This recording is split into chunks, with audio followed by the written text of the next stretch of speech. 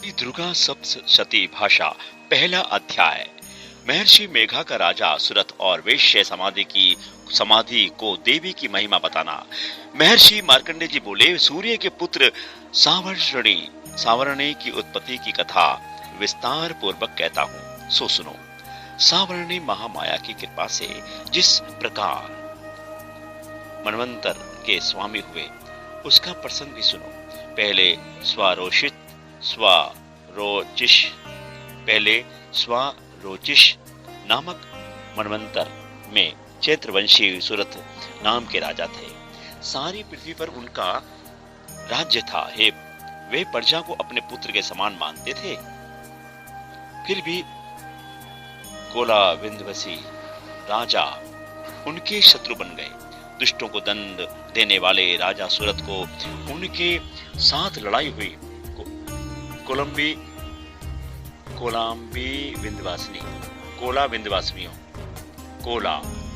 विंध्यवासियों के संख्या में कम होने पर राजा सूरत उनसे युद्ध में हार गए। तब वे अपने नगर में लौट आए। केवल अपने देश का राज्य ही उनके पास रह गया। वे उसी देश के राजा होकर राज्य करने लगे, किंतु उनके शत्रुओं ने वहां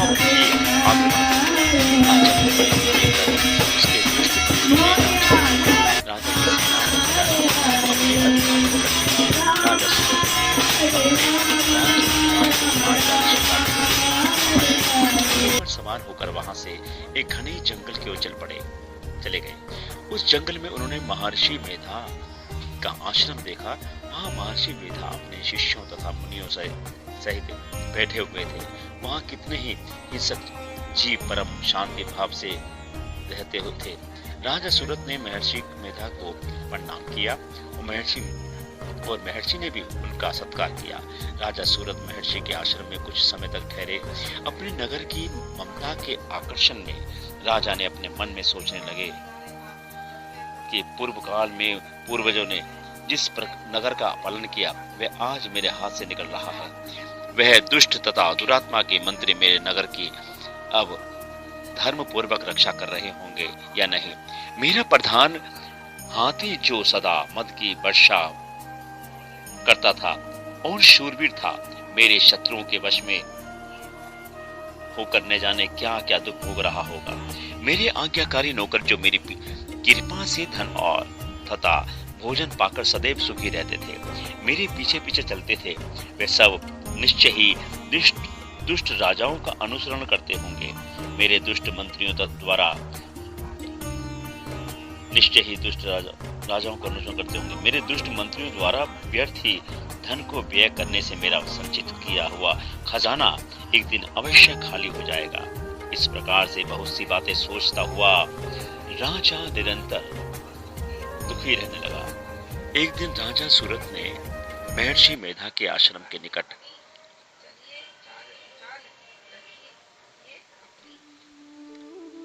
निकट एक वैश्य को देखा। राजा ने उससे पूछा, भाई तुम कौन हो? तुम्हारे यहाँ आने का कारण क्या है? क्या कारण है? तुम शोकग्रस्त अनमने से दिखाई देते हो, इसका क्या कारण है? राजा का यह नम्र वचन सुन वैश्य ने महाराज सूरत को प्रणाम किया। बोला, राजन, मेरा नाम समाधि है। मैं धनियों के कुल में उत्पन्न एक वैश्य हूँ। मेरे दुष्ट स्त्री पुत्रादिकों ने लोभ से मेरा सारा धन छीनकर मुझे घर से निकाल दिया है। मैं इस तरह से दुखी होकर इस वन में चला आया हूँ। यहाँ रहकर मैं इस बात को भी नहीं जानता कि मेरे पुत्र, स्त्री और स्वजन सकुशल हैं या नहीं। मैं अपने पुत्रों के बारे में भी नहीं जानता कि वे सदाचारी हैं या दुराचार में फंसे हुए हैं। राजा बोले, धन के लोभी स्त्री पुत्रों द्वारा घर से निकाल दिए जाने पर भी तुम्हारा चित्त उनसे प्रेम क्यों करता है? वैश्य ने कहा, मेरे विषय में घर से निकाल दिए जाने पर भी तुम्हारा चित्त उनसे प्रेम क्यों करता है? वैश्य ने कहा, मेरे विषय में आपका ऐसा कहना कठिन है, किंतु मेरा मन इतना कठिन मेरा मन इतना कठोर नहीं है। यद्यपि उन्होंने धन के लोभ में पड़कर मुझे घर से निकाल दिया है, फिर भी मेरे मन में उनके लिए कठोरता नहीं आती। हे महामते, मेरा मन फिर भी उनमें क्यों फंस रहा है? इस बात को जानता हुआ भी मैं नहीं जान पा रहा हूँ। मेरा चित्त उनके लिए दुखी है। उन लोगों में प्रेम नाम को भी नहीं है। उन लोगों में प्रेम नाम को भी नहीं है। प्रेम नाम को भी नहीं है। फिर भी ऐसे निस्नेहियों के लिए मेरा हृदय कठोर नहीं होता। महर्षि मार्कंडे जी ने कहा, हे ब्रह्मान, इसके पश्चात महाराज सूरथ और समाधि नामक वैश्य दोनों महर्षि मेधा के समीप गए। उनके साथ यथा योग्य न्यायोचित व्यवहार करके दोनों ने वार्ता आरंभ की। राजा बोले, हे भगवान, मैं आपसे एक बात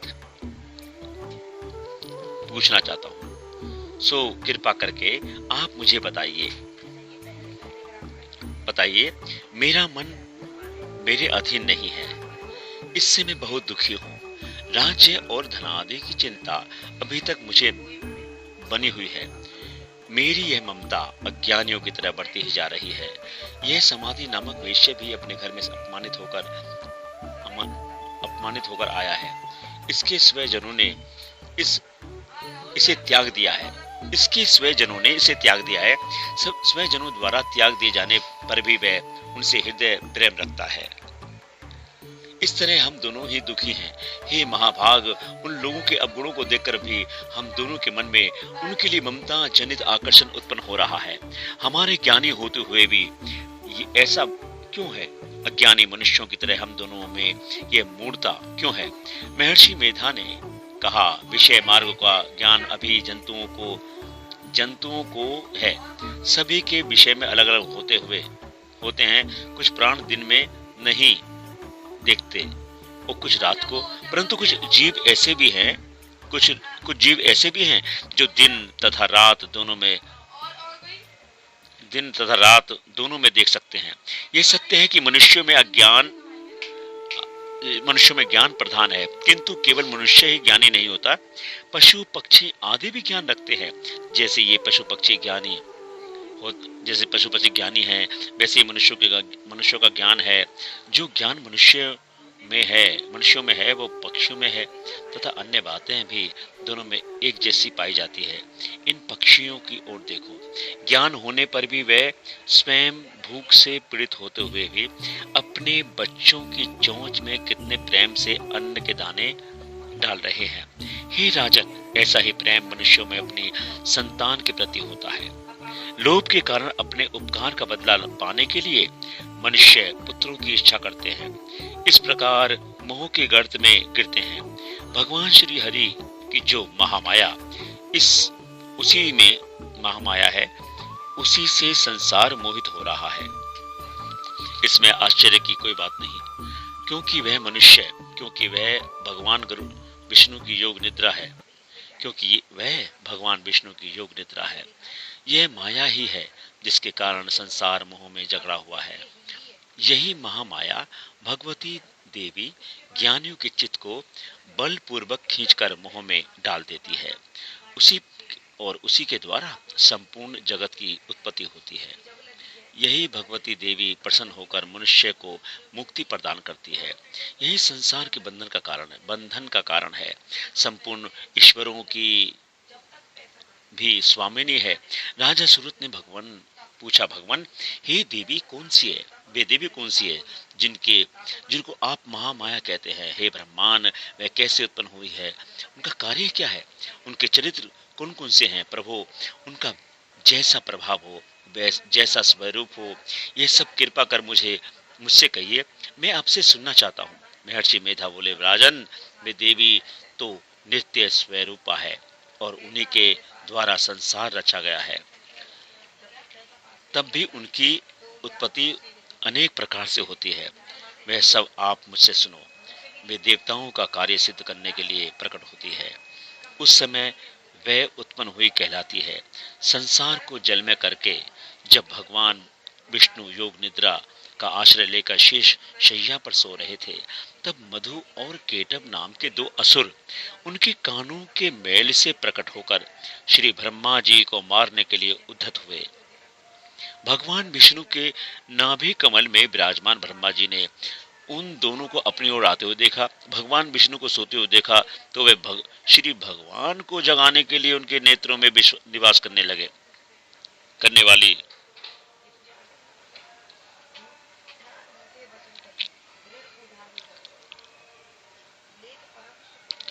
निवास करने वाली ब्रह्मा जी ने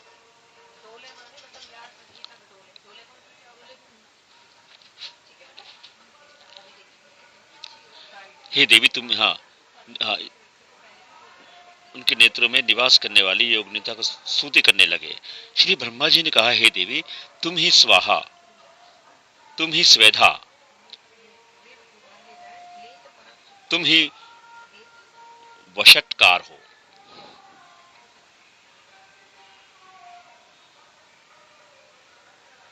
तुम ही वशटकार हो।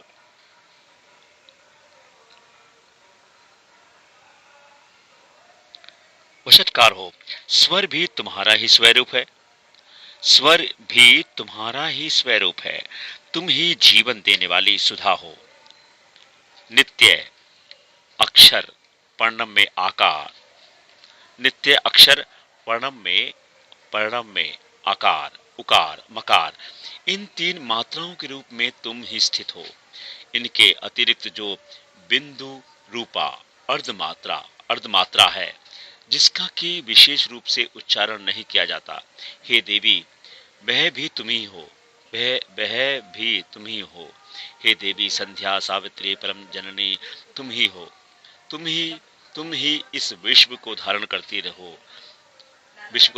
हो। तुमने ही इस जगत की रचना की है।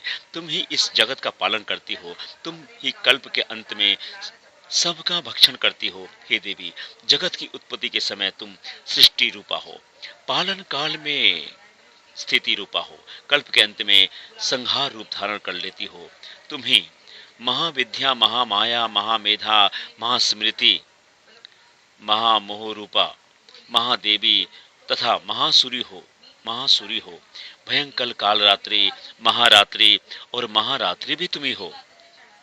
भयंकर काल रात्रि, महारात्रि और मोहरात्रि भी तुम ही हो। श्री ईश्वरी और योग स्वरूपा बुद्धि भी तुम ही हो। लज्जा, पुष्टि, तुष्टि, शांति और क्षमा भी तुम ही हो। तुम खड्ग धारणी, शूल धारणी, घोर रूपा तथा गदा, चक्र, शंख, धनुष धारण करने वाली हो। बाण, भुशुंडी और परिघ ये भी तुम्हारे ही अस्त्र है। तुम सौम्य और सौम्यतर हो। इतना ही नहीं, जितनी भी सौम्य तथा सुंदर वस्तुएं इस संसार में हैं, उन सब से बढ़कर सुंदर तुम हो। पर और अपर सबसे परे रहने वाली परमेश्वरी तुम ही हो। हे सर्व स्वरूपे देवी, जो भी सत असत पदार्थ और उनमें जो शक्ति है वह तुम ही हो। ऐसी अवस्था में भला तुम्हारी स्तुति क्या हो सकती है। इस संसार की सृष्टि, पालन और संहार करने वाले जो भगवान है, उनको भी जब तुमने निद्रा के वशीभूत कर दिया है, फिर तुम्हारी स्तुति कौन कर सकता है। मुझे भगवान विष्णु तथा भगवान शंकर को धारण कराने वाली तुम ही हो। मुझे भगवान विष्णु तथा भगवान शंकर को धारण करने वाली तुम ही हो। माँ, तुम्हारी स्तुति करने की शक्ति किसमें है। हे देवी तुम तो अपने उन उदार प्रभाव से प्रशंसित हो। मधु और केटव जो भयंकर असुर है, उनको मुंह में डाल दिया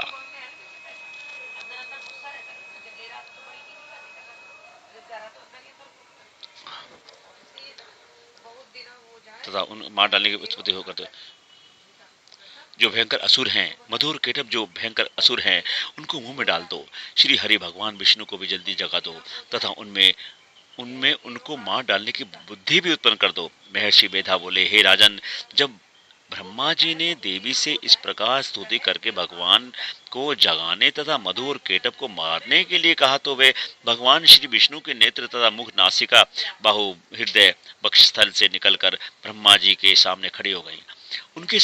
ऐसा करते ही भगवान श्री हरि तुरंत जाग उठे। उन्होंने दोनों असुरों को देखा जो अत्यंत बलवान और पराक्रमी थे और क्रोध में से उनके नेत्र लाल हो रहे थे, जो ब्रह्मा जी का वध करने के लिए उद्धत थे। तब तब क्रुद्ध हो उन दोनों दुरात्मा असुरों के साथ भगवान श्री हरि पूरे 5 वर्ष तक लड़ते रहे। एक तो वे अत्यंत बलवान तथा पराक्रमी थे, दूसरे महामाया ने भी उन्हें मुंह में डाल रखा था। अतः वे भगवान विष्णु से कहने लगे कि हम दोनों तुम्हारी वीरता से अत्यंत प्रसन्न हैं। तुम हमसे कोई वर मांगो। भगवान ने कहा, यदि तुम मुझ पर प्रसन्न हो तो तुम मेरे हाथों से मर जाओ। बस इतना ही वर मैं तुमसे मांगता हूँ। महर्षि मेधा बोले, इस प्रकार जब वे धोखे में आ गए, अपने चारों ओर जल ही जल देखा, तो भगवान श्री हरि से बोले, भगवान, जहाँ पर जल न हो, सूखी जमीन हो, उसी जगह हमारा वध कीजिए। महर्षि मेधा कहते हैं, तथास्तु कहकर भगवान श्री हरि ने उन दोनों को अपनी जांघ पर लिटाकर उन दोनों के सिर काट डाले। इस तरह से ये देवी ब्रह्मा जी की स्तुति करने पर प्रकट हुई थी।